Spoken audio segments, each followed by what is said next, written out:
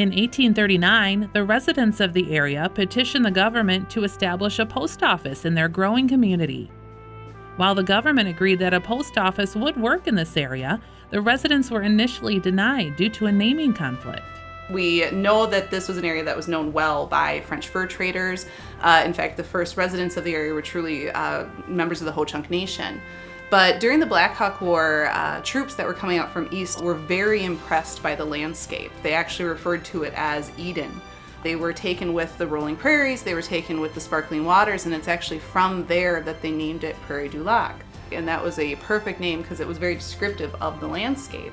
And when the residents got together to petition for a post office, they actually recommended to the U.S. government that they get to be named Prairie du Lac, Wisconsin. Unfortunately, there was a community that kind of beat them to the punch with a very similar sounding name, Prairie du Sac. So the post office actually denied that application. There was some that were pushing for Greenville, but ultimately Milton was proposed.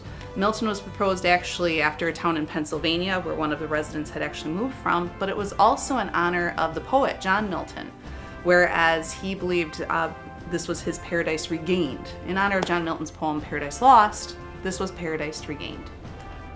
The population of the town of Milton grew at a modest pace, but the community was considered the hometown of the many hundreds of settlers furrowing the fertile soil surrounding its city limits.